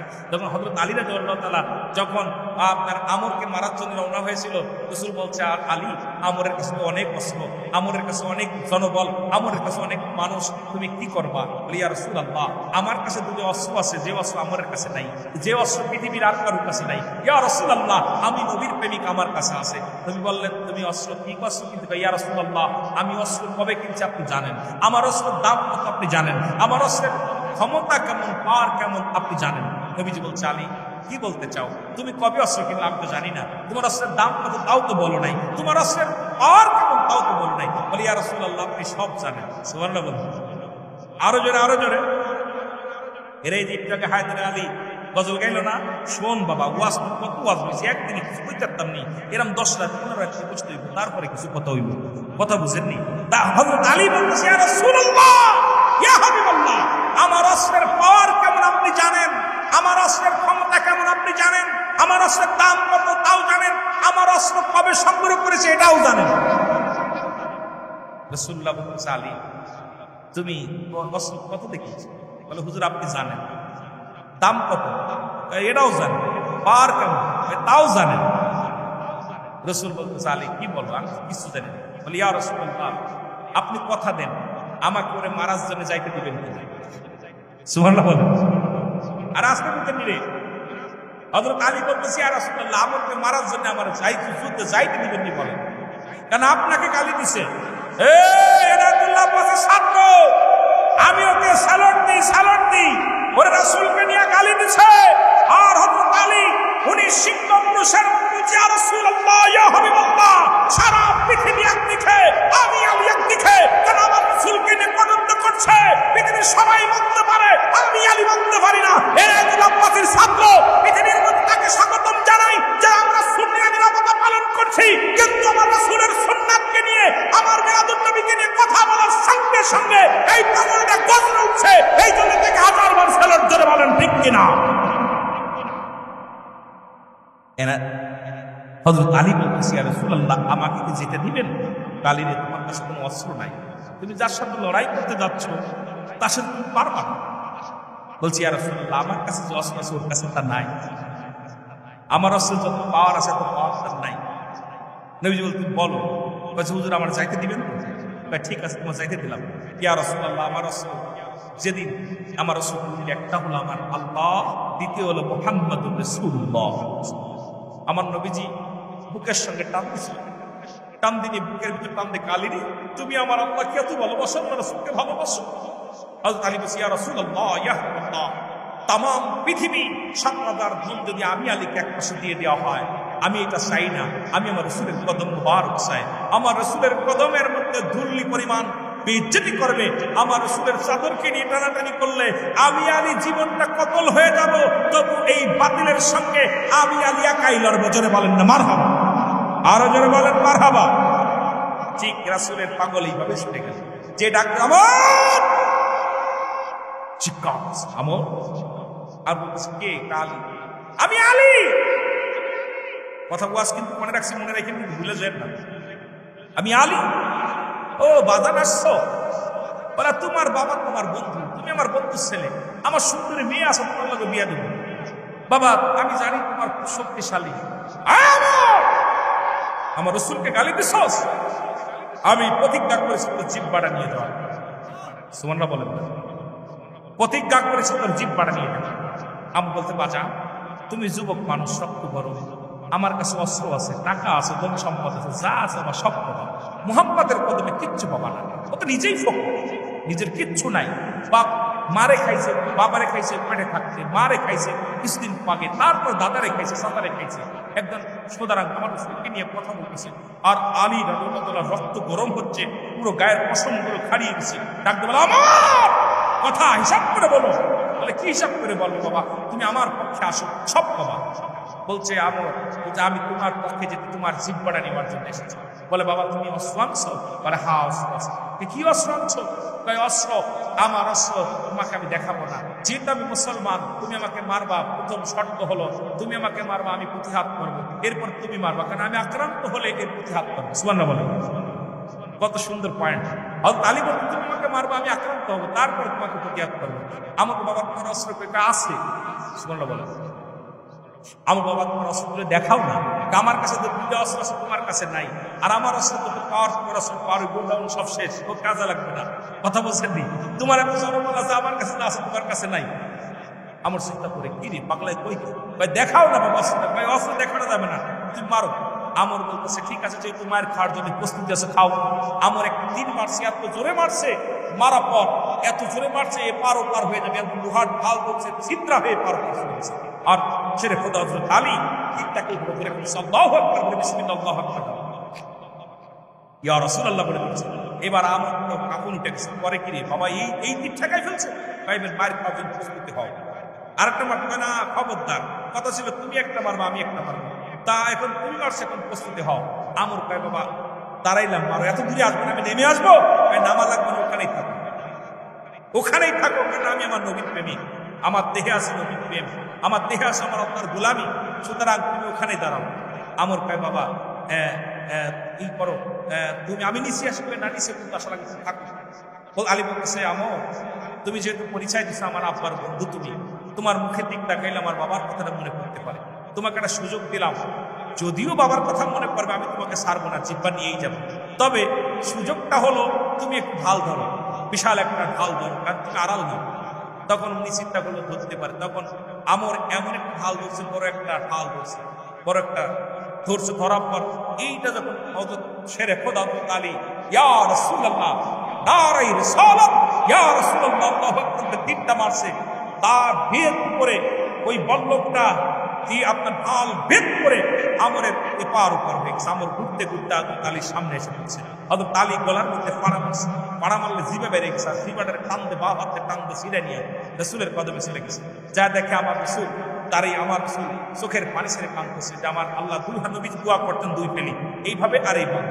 আরে উনাদের কিতাব, আমাদের কিতাব না, ওই বাতিলদের কিতাব ফতোয়ায়ে দেওয়ান, লেখক হচ্ছে মুফতি শফিক আহমেদের লেখা, ২য় খণ্ড ২৪ নম্বর পৃষ্ঠা।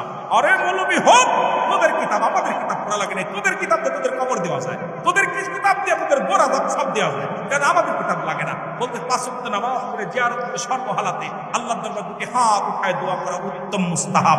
আমরা তো হারাম বলি নাই, কোথাও লেখা একটা হারাম দেখাইতে বলে জীবনে ওয়াজ করবো না, একটা দলিল দেখা, যদি পারিস হারাম থাকে যে জায়েজ নাই হারাম, জীবনে ওয়াজ করবো না, কথা দিয়ে গেলাম এখানে দেখাও। আর আমরা তো মুস্তাহাব আমল যেটা করতেছি, তোমাদের কিতাবে বলতেছে জায়েজ, আর তোমরা বলো না জায়েজ। বাপেরে মানো না, তোমরা কারে মানবা? নিজের গুরুরে মানো, উস্তাদ মানো না, পীর মাশায়েখ মানো না। আরো জোরে বলেন ঠিক কিনা? পুরা ভবিষ্যৎ এরকম যুবক বয়স আমি জান্নাতি, আমি কালা মানুষ আর বুড়ো মানুষ, একটা বুড়া মানুষ পাইছি, আমি কালা মানুষ, এগুলো বাদ। কথা বুঝেন? সুন্দর মানুষ কি মানুষ, সুন্দর মানুষ কালা মানুষ আর বুড়া মানুষ জান্নাত দিব না, কথা বুঝেন? এইরকম চকচকে সুন্দর গুলো দিব। তবে ওই দিন যারা জান্নাতে যাবে 18 বছরের যুবক আর তোর তো যুবক বানা সুন্দর চেহারা দিয়ে দিবে, কালাগুলো সব জাহান্নামে যাবে। ওই দিন কালাটা আমল করার কারণে এটা সুন্দর হবে। জোরে বলেন সুবহানাল্লাহ। কথা বুঝছেননি? আমরা তো আসওয়াদ মার্কা মানুষ, কি বলতে কষ্ট পাচ্ছেন না আপনারা? কষ্ট পাচ্ছেন? হযরত আলী রাদিয়াল্লাহু তাআলা রাসূলের কদমে আসছেন, নবীজি বলতেছে আলী, দুই ভাবে দোয়া করতেন। এইভাবে নবীজি উল্টা দোয়া করতেন, যেটা এটা অতি ফস করে কবুল হতেন। আর নবীজি এইভাবে দোয়া করতেন, দুইভাবে দোয়া করতেন, এটাও কবুল হতেন, কিন্তু একটু সময় লাগতেন। ইমার্জেন্সি, রাসূলুল্লাহ যখন ইমার্জেন্সি দরকার, তাড়াতাড়ি দরকার, দোয়াটা তাড়াতাড়ি আল্লাহর সঙ্গে সরাসরি মানে কবুল হওয়ার দরকার, রাসূলুল্লাহ এইভাবে উঠাইতেন, হাত উঠাইতেন। সুবহানাল্লাহ বলেন। দুইভাবে হাত উঠাইতেন, এইভাবে এভাবে হাত উঠাইতেন। আমার বাবারা আমার, গভীর মনোযোগ। রাসূলুল্লাহ বলতেছে আলী, আল্লাহ তোমার আলীর বুকে ফিরে দাও। আলী রাদিয়াল্লাহু তাআলা শুনে, ইয়া রাসূলুল্লাহ, আমি আপনার আলী হাজির সামনে।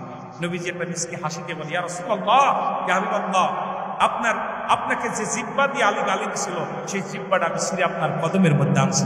আলী রাদিয়াল্লাহু, ইয়া রাসূলুল্লাহ, আমি জীবিত থাকতে আমার রাসূলকে গালি দিবে, আমি আলী মেনে নিব, আমার রাসূলকে নিয়ে কটূক্তি করবে। আমি সুন্নিদেরকে বলতে চাই, আরে আমরা বেঁচে থাকতে সুন্নিরা আমার রাসূলকে আমাদের যা বলবো বলো, আমাদেরকে গালি দাও দুঃখ নাই, আমাদেরকে হত্যা করো দুঃখ নাই, আমাদেরকে মেরে ফেলো কষ্ট নাই, কিন্তু আমার রাসূলকে নিয়ে কটূক্তি করলে আমরা জীবনকে বাজি রেখে তোমাদের ঘরে ঝাঁপিয়ে মারবো, আমরা এক চুল পরিমাণ সাথ দিব না। আমরা রাসূলকে ভালোবাসি, যারা বলেন ঠিক কিনা, আরো যারা বলেন ঠিক কিনা। আমরা আমার নবীকে জানের চাইতে বেশি ভালোবাসি। আমার নবীকে নিয়ে, আমার নবী রাহমাতুল লিল আলামিনকে নিয়ে কটূক্তি করলে আমরা বুক পেতে দিব, কিন্তু আমার রাসূলের বেইজ্জতি মেনে নিব না। আমার রাসূলের চাদর, ইজ্জতের চাদরকে টানাটানি করলে আমরা যদি বসে থাকি, আমরা আমার রাসূলের শাফায়াত পাবো না। এই জন্য আমার রাসূলকে নিয়ে কটূক্তি করলে আমরা যে যেখানে থাকবো সেখান থেকে প্রতিবাদ করব, সেখান থেকে প্রতিবাদ জানাবো। যারা বলেন ঠিক কিনা, রাজি আছেন? আরো যারা বলেন রাজি আছেন? আল্লাহ যার সঙ্গে যার সামনে নাই রাসূলের প্রেম, তার লগে ভাব করো না, সুতরাং তাদের সাথে আমাদের সম্পর্ক নাই। জোরে বলেন ঠিক কিনা। মুহাব্বতের সঙ্গে দুরূদ শরীফ পড়ুন, আল্লাহুম্মা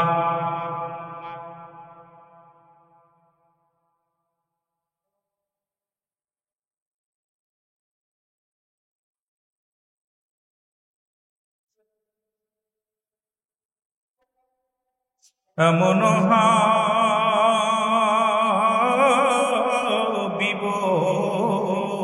আমার মুক্তির কারণে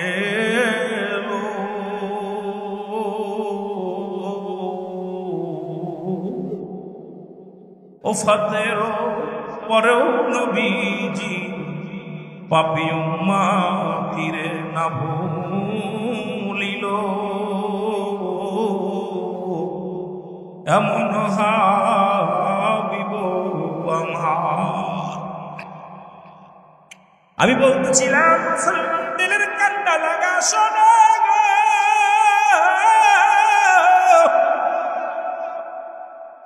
ও মুসলমান শোনো, গভীর মনোযোগ শোনো। আমার ভাইরা, বন্ধুরা আমার, রাসূলের সাহাবী মুসলমান রাসূলুল্লাহ দোয়া করলেন। দোয়া করার পর, ও আমার ভাইরা, আমার বন্ধুরা আমার, রাসূল দোয়া করলেন। দোয়া করার পর এরপরে নবীজিকে জিবরিল আমিন বলে, ইয়া রাসূলুল্লাহ, ইয়া হাবিবাল্লাহ, আপনার সাহাবী জান্নাতের মধ্যে ঘোরাঘুরি করে। রাসূল, অমুক মেয়েটার কারণে আপনার সাহাবী দুনিয়া থেকে বিদায় হয়ে গেছে, আপনার যুবক সাহাবী বিদায় হয়ে গেছে। রাসূলুল্লাহ চলে গেলেন সেই মেয়ের বাড়িতে, যা বললেন, মেয়েটার দরজায় দাঁড়ায় নবী দাঁড়াইলেন। মেয়েটা বলে, ইয়া রাসূলুল্লাহ, ইয়া হাবিবাল্লাহ, নবী গো, ইসলাম এত সুন্দর, ইসলাম এত প্রিয়, ইসলাম এত সুন্দর, নবী আমি জানি না। ইয়া রাসূলুল্লাহ, ইয়া হাবিবাল্লাহ, আমার একটা মিনিটও মুসলিম থাকতে চাই না, কারণ মুসলমান যে নারী সত্য পাহারা দেয়, মুসলমান যে নারী সত্য নষ্ট করে না, রাসূল গো, আপনার সাহাবীরা যে নারী সত্য নষ্ট করে না, এটা আমি ভুক্তভোগী নারী।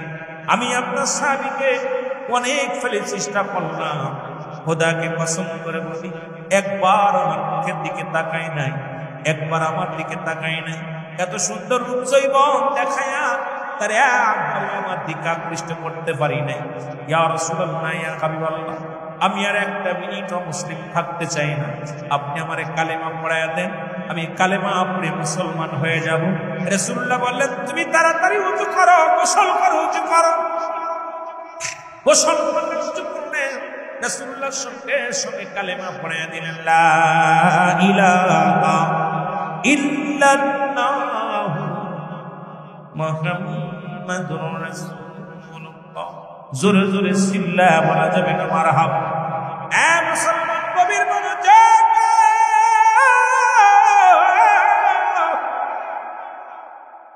ইয়া দ্বারা প্রমাণ হয় সুন্নিরা কোনদিন অন্যায় করতে পারে না। সুন্নিরা মুসলমান সব রাসূলকে ভালোবাসে, রাসূলের প্রেম ধারণ করে। আমার বাবারা, সুন্নিদের কাছে যখন নারীরা মুসলমান সুরক্ষিত নয় পৃথিবীর মধ্যে, এই পৃথিবীর মধ্যে এমন ভাবে সুন্দরভাবে নারী সৌন্দর্য নষ্ট করার জন্য বাংলাদেশে অসংখ্য মানুষ আছে, কিন্তু সুন্নিদের কাছে নিরাপত্তা তারা থাকে। আমার রাসূল সেই শিক্ষা দিয়েছে, জোরে বলেন ঠিক কিনা?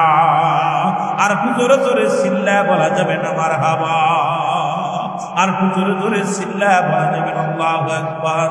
আমার দয়াল নবী বিহনে আপন বলতে কেহ নাই জগতে, আমার আপন বলতে, আরো জোরে বলেন আমার আপন বলতে। ওরে ভেবে দেখি আমি সবই মিশে, ভেবে দেখি আমি সবই মিশে, অমিশে মায়ার সংসারে, আপন বলতে কেহ নাই জগতে, আমার দয়াল নবী বিহনে আমার মায়ার নবী, আপন বলতে কেহ নাই জগতে, আমার আপন বলতে। এ মুসলমান কবির মনোযোগ কথা বলতে চাইলাম,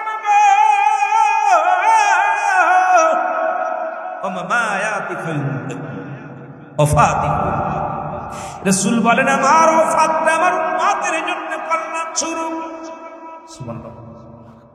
আর আস্তে করে দিন, রাসূল বলে আমার উম্মতিরা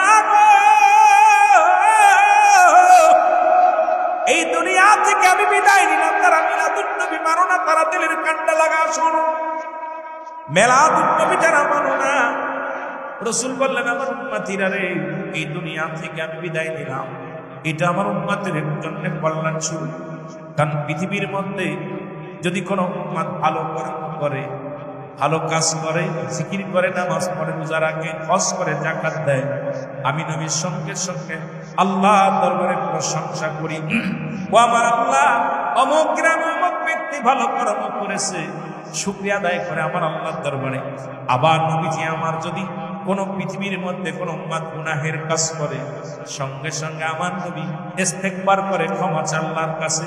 ও যুবক বন্ধুরা শুনে নাও, আল্লাহ অমুক গ্রামে অমুক ব্যক্তি গুনাহের কাজ করেছে, আমি তার তরফ থেকে ইস্তেগফার করলাম, মাফ চাই, ক্ষমা চাই, আল্লাহ তারে তুমি ক্ষমা করে দাও। এই জন্য বললাম রাসূলের মিলাদ যারা মানো না, নবীকে যারা মানো না, আরে আমার নবীজি পৃথিবীর মধ্যে অন্যায় করে ছেলে, মাফ চাই বাবা, অন্যায় করে মুসলমান গ্রামের ছেলে, মাফ চাই চেয়ারম্যান মেম্বার আইয়া। নবী আমার ওফাতের কালে নবীজি আমার ইন্তেকাল শরীফ, এই উম্মতের জন্য নবী অসুস্থ হয়ে গেলেন। নবী আমার এত অসুস্থ, ঘরের মধ্যে বসে আছে আম্মা জান আয়েশা সিদ্দিকা রাদিয়াল্লাহু তাআলা আনহা, এদিকে আম্মা জান ফাতেমা রাদিয়াল্লাহু তাআলা আনহা, এই দুজন বসে আছে। নবীজি আমার অসুস্থ, এমন সময় নবীজি আমার চোখের পানিগুলো ছেড়ে ছেড়ে হাওয়া করে কাঁদতেছে। উম্মতের জন্য কেন কাঁদছে, কেমনে কাঁদছে একটু বলে যায় বাবা শোনো। কেন আপনি কাঁদবেন না? রাসূল আমার ওফাতের সময় কাঁদতেছিলেন। নবী তো নিজেই বলছে আমার ওফাত তো উম্মতের জন্য কল্যাণ স্বরূপ, মঙ্গল স্বরূপ। সুতরাং নবীজি কাঁদতেছিলেন। আর জিবরিল আমিনের সঙ্গে কি কথা হয়, আল্লাহর সঙ্গে কি কথা হয়, একটু জানলে বেশি খুশি হবেন আমার বাবারা, আমার বন্ধুরা। আমার নবীজি চোখের পানিগুলো সারিয়া সারিয়া কাঁদে রে, নবীর কান্না দেখিয়া রে মা ফাতিমা আব্বা যান আপনি এত কাঁদছেন কেন? আপনি এত অসুস্থতার উপরে এত কাঁদছেন? ও মুসলমান রাসূল আমার কাঁদতে আর বলে ফাতিমা রে আমার উম্মতের জন্য আমি কাঁদছি। আমার রব্বে কারীম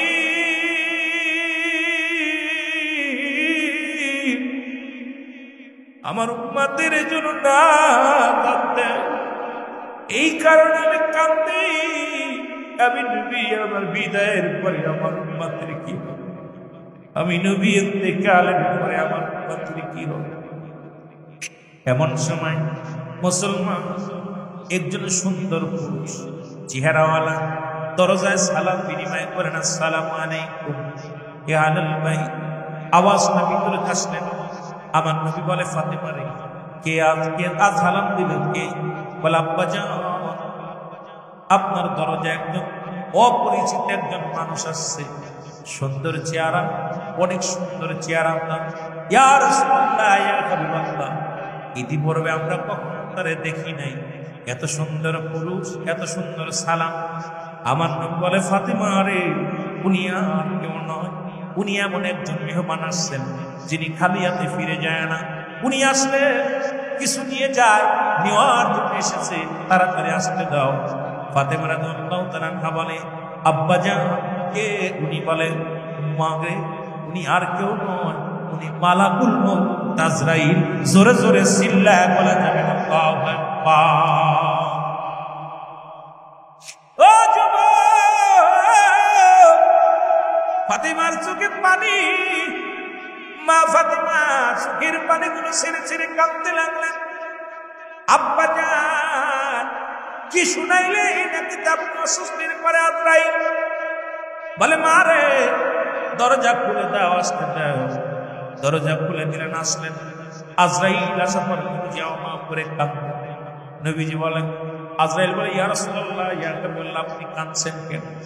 বলে আজরাইল রে তুমি আসছো আমার নেওয়ার জন্য। বলে ইয়া রাসূলুল্লাহ ইয়া হাবিবাল্লাহ আপনি চান সারা জীবন আপনি দুনিয়ার মধ্যে থাকতে পারেন, আপনি হুকুম দিবেন, রব্বে কারীম বলছে আমার দোস্ত আসতে চায় তাহলে তাকে নিয়ে আসবা। যদি না আসতে চায়, যতদিন দুদিন থাকতে চায় থাকবে, 1 মাস থাকতে চায় থাকবে, 1000 বছর থাকতে চাইলে থাকবে। যদি আমার দোস্ত যদি দুনিয়ার মধ্যে জিন্দেগি থাকতে চায় থাকবে। ওই যে বললাম ফাতে খায়রুন লাকুম। আরে উম্মতিরা শোনো, নবী কি ধন চিনার দরকারে, নবী কি ধন না চিনিয়া ঈমান আর আমল যদি না আসেন এই জিন্দেগিটা তোমার বরবাদ হয়ে যাবে। এই জন্য আমি মাঝে মাঝে ওয়াজের মধ্যে বলি মুসলমান ব্যক্তির জীবনের অমূল্য সম্পদের নাম ইমাম, ব্যক্তির জীবনের অমূল্য সম্পদের নাম হলো রূহ, মানব জীবনের অমূল্য সম্পদের নাম হলো ঈমান। রূহবিহীন যেমন বডির কোনো মূল্য নাই, ঈমানবিহীন কোনো আমলের মূল্য নাই। এর ঈমান যদি না থাকে, কিসের নামাজ, কিসের হজ, কিসের যাকাত, সব কিছু বরবাদ হয়ে যাবে। এই জন্য ঈমান নামের বস্তুটা যদি তোমার ভিতরে না থাকে গো, তোমার সব কিছু বরবাদ হয়ে যাবে। এখন ঈমান আর আমল দুইটা কিন্তু আমাদের বুঝতে হবে। একটা হলো আমল, একটা হলো ঈমান। ঈমান হলো মুসলমান, নামাজ রোজা হজ যাকাত এটার নাম হলো আমল। পৃথিবীর মধ্যে দান করেছেন এটার নাম আমল, যাকাত দিয়েছেন এটার নাম আমল, কুরবানি করছেন এটার নাম আমল, মাহফিল শুনতেছেন এটার নাম আমল। আর ঈমানের নাম হলো নবী মুহাম্মদুর রাসূলুল্লাহ সাল্লাল্লাহু আলাইহি ওয়াসাল্লাম। জোরে জোরে চিল্লায় বলা যাবে না মারহাবা। রে আমরা গুনাহগার নবী আমরা গুনাহগার বলো, আমরা গুনাহগার বলো ও নবী গো আমরা। আরো জোরে বলেন সালাতু সালাম জানাই, সালাতু সালাম ও নবী গো আমরা। একটু জোরে জোরে বলা যাবে না আমরা গুনাহগার নবী আমরা গুনাহগার বলো আমরা। সেরা দিবনি কষ্ট হচ্ছে? বলেন আমরা গুনাহগার নবী আমরা গুনাহগার বলো, আমরা গুনাহগার নবী। অনবী আমরা অনবী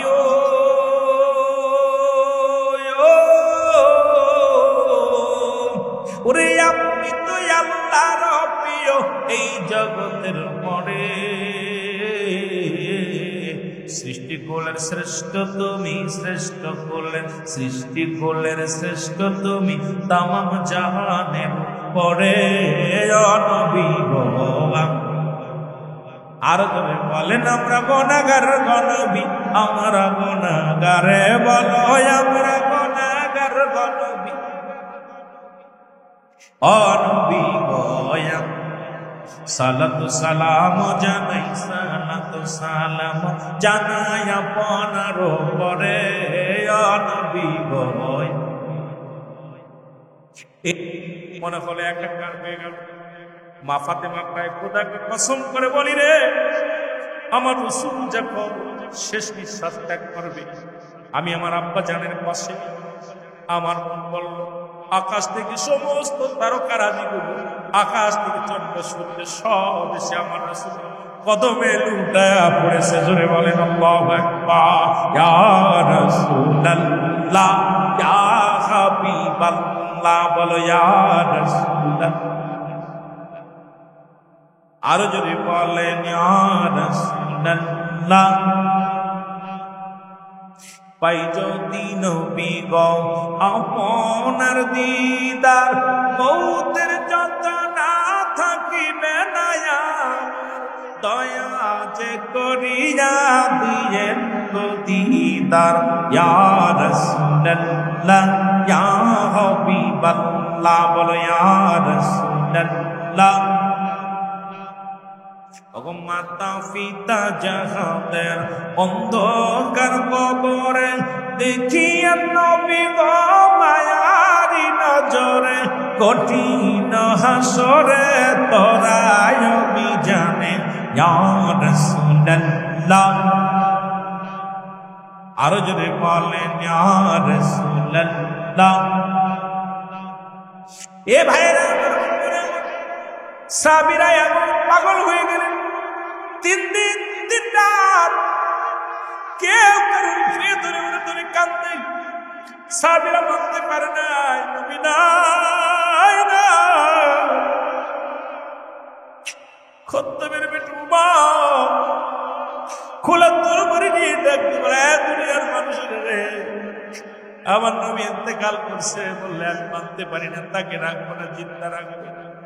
হযরত আবু বকর সিদ্দিক রাদিয়াল্লাহু তাআলা কাঁদতেন, হযরত উমর ফারুক কাঁদতেন, উসমান গনি কাঁদতেন, হযরত আলী কাঁদতেন, সাহাবীরা কান্না কাটি এর ধরে কাঁদতেন। এক ধারা সঙ্গে তোমারা মদিনা পশু পাখিগুলো নিরাপত্তা পালন করে, আসমান জমিনের ভিতরে পাতা নিরাপত্তা পালন করে, রহমাতুল লিল আলামিন দেয়। মুসলমান বাবারা আমারে কে সান্ত্বনা দিবে, কে আমাদের কথা বলবে? হযরত বেলাল বলে, আরে আজ থেকে আমি আযান দিব না। আরে আমার নবী আর কারে আমি আযান শোনাইব? আমি আর মক্কা মদিনার জমিনে থাকব, কারণ আমি আযান দিব কারে শোনাইব? আমার আযান দিলে আমার নবী ধরে আসবে, আমার নবী আর আসবে না, আমি ওর আযান দিব না। হাসান হুসাইন পাগল, হাসান হুসাইন নানু নানু বলে চিৎকার মারে। মুসলমান শুনে নাও, 3 দিন 3 রাত মুসলমান শোনো, কোথায় রাখবে, কোথায় রাখবে কেউ বলতে পারে না। এই সাহাবী বলে ওখানে রাখবে, সাহাবী বলে ওখানে রাখবে। রাসূলের ইন্তেকালটা ভয়াবহ কান্নার আলোচনা, এটার বিস্তারিত আলোচনা করতে গেলে সময় লাগবে বাবারা। আমি বলছি যেহেতু 12টা বেজে গিয়ে ছেড়ে দিন, গরু তো সালা করছে 12:30 ছেড়ে দেবো বাবা। হ্যাঁ,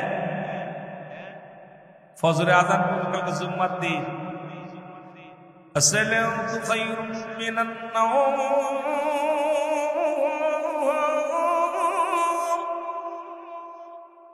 আল্লাহু আকবার,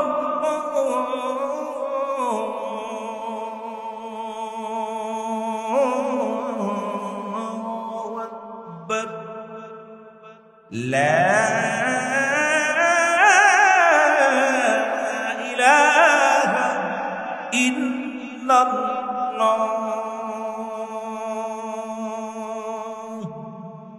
সব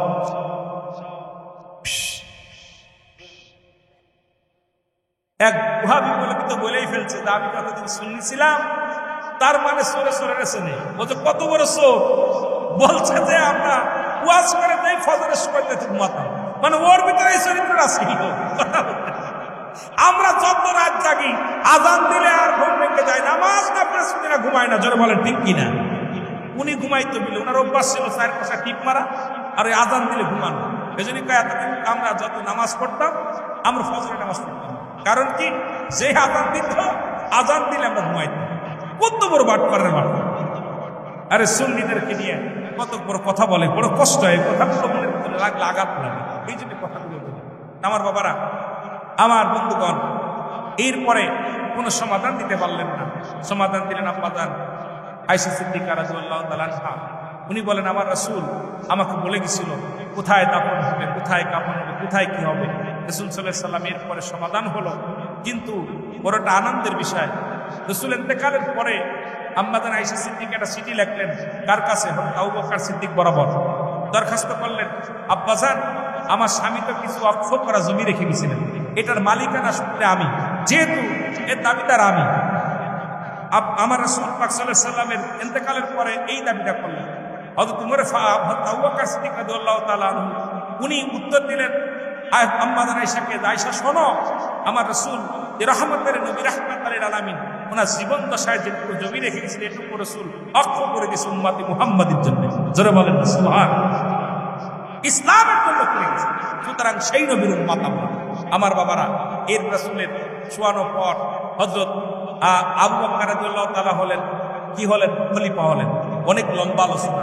হযরত উমরে ফারুক যে জায়গা এক ধাপ নিচে বসলেন, হযরত আবু বকর সিদ্দিক রাদিয়াল্লাহু তাআলা বসার পর হযরত উমর এসে ঠিক এইভাবে তাকায় আছে।